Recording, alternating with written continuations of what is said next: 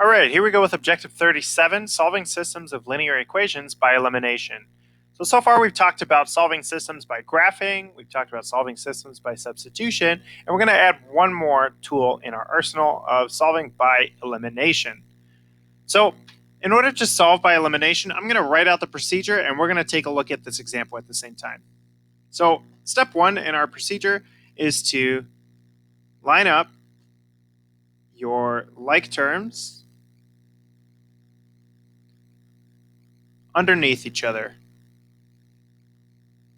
And what I mean by that is I want to line up my x's so that my x's are lined up underneath each other, line up my y's so that my y's are underneath each other, and line up my numbers so that my numbers are underneath each other. So looking at this one here, I see that our x's are lined up, our y's are lined up, and our numbers are lined up. So this one's good to go. There's no rearranging that we have to do. Step two is to multiply one or both of your equations so that when they're added together,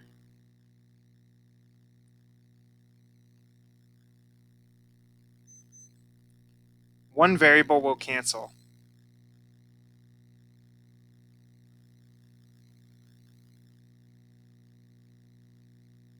Multiply one or both of your equations so that when they're added together, one variable will cancel. And what I mean by that is we're looking for the same coefficient, but one of them is negative and the other is positive. So one negative, one positive. So we have the same coefficient where one is negative, one is positive. So taking a look at this one here, well, I'm looking at my like terms. I'm looking at our x's, and I'm going to go ahead and rewrite this. So we have 2x minus 3y equals 0, and we have negative 2x plus 5y equals 6. So do we need to multiply either of these equations by something so that we have the same coefficient where one is negative, one is positive? Well, take a look at our x terms here. We have the same coefficient. They both have a 2 in front of it. That's the number in front. And one of them is positive, one of them is negative. So this one is good to go. These are ready to be eliminated. So we don't have to multiply this one at all. But you'll see on the following page, we've got a few examples where we will have to multiply. So our next step, now that we have the same coefficient with one positive, one negative, we can add the two equations together and solve for the variable.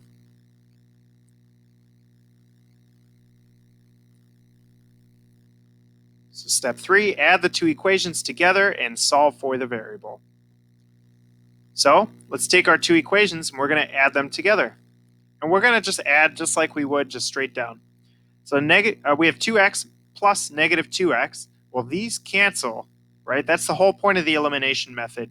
These are eliminated. We get 0x, or that term gets eliminated. Negative 3y plus 5y, well, negative 3 plus 5 is positive 2, so positive 2y equals, and then 0 plus 6 is just 6. And now we can solve for our variable. We've got a pretty simple equation here.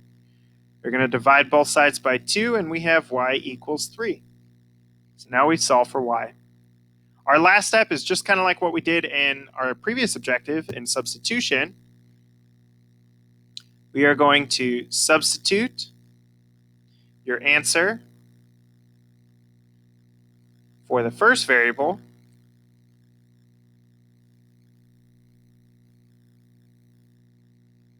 and solve for the second variable.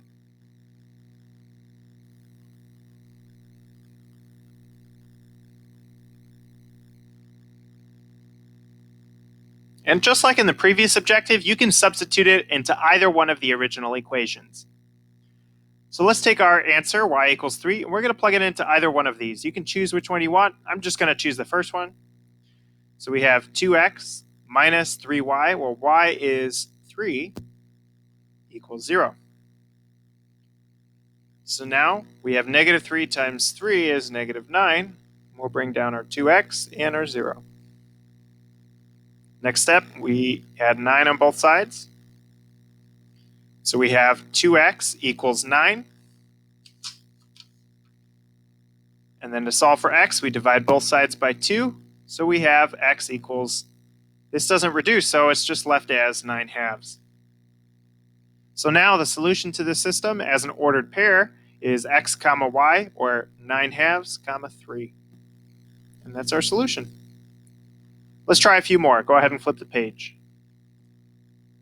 So next up, we've got these two equations here. Step 1 is to line up your like terms underneath each other.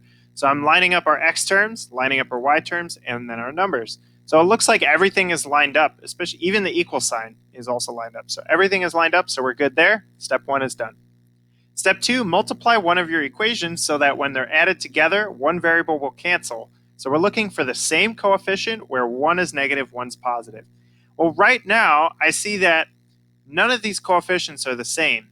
So we have to multiply. I noticed that, well, we can't multiply 3 by anything to get to 7, not an integer anyway. But what about to get from, well, the coefficient here is 1. How about to get from 1 to 4? We can multiply by 4. So we're going to multiply this entire top equation by 4. And let's see what we get. So you're going to distribute just like normal. So 4 times 3x is 12x. 4 times 1y is 4y. And then equals 4 times 6 is 24. And then let's bring over this one. So we have negative 7x. I'm just rewriting it. Minus 4y equals 1. So now we have where we have the same coefficient, 4 and 4, where 1 is positive and 1 is negative. So we can eliminate now. Step 3 is to add these equations. So we're going to add them up. So we're just going to add down the line. We have 12x plus negative 7x gives us 5x. The positive 4y plus negative 4y cancels. That's the elimination there. And then we have equals 24 plus 1 is 25. So 5x equals 25. We can divide both sides by 5. And we get x equals 5. So now our last step, we're going to plug in our answer into either one of the original equations. Let's choose the first one. You can choose whatever one you want. You could even choose these ones here. So I'll just choose that first one. We'll say 3x plus 1y equals 6. So we're going to plug in x equals 5. So we have 3 times 5 plus y equals 6. So then 3 times 5 is 15 plus y equals 6. We'll subtract 15 from both sides. And we have y equals negative 9.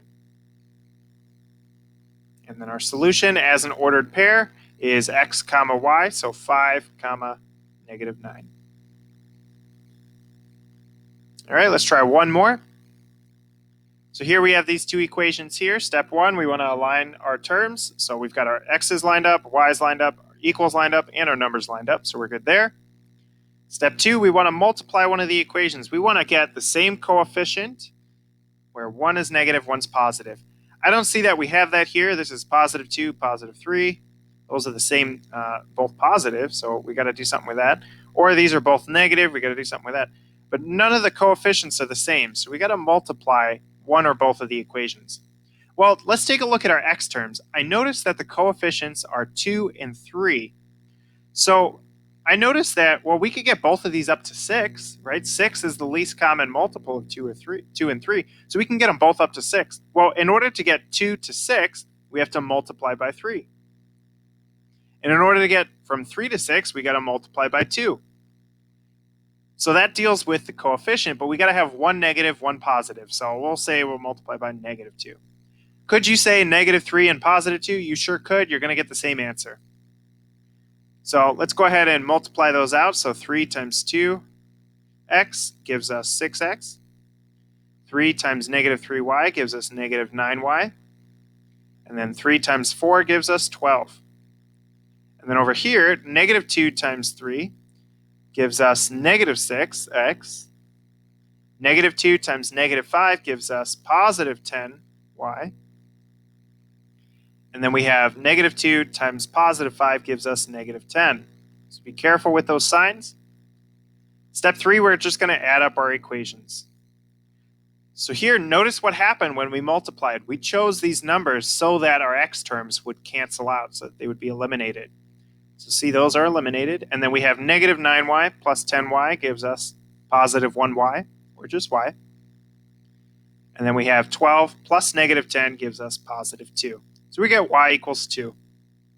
So now we can take our solution and plug it into either one of the original equations. You could even plug it into here. I'm going to just choose the first one, just for simplicity's sake. So we have 2x minus 3y equals 4. We're going to plug y equals 2.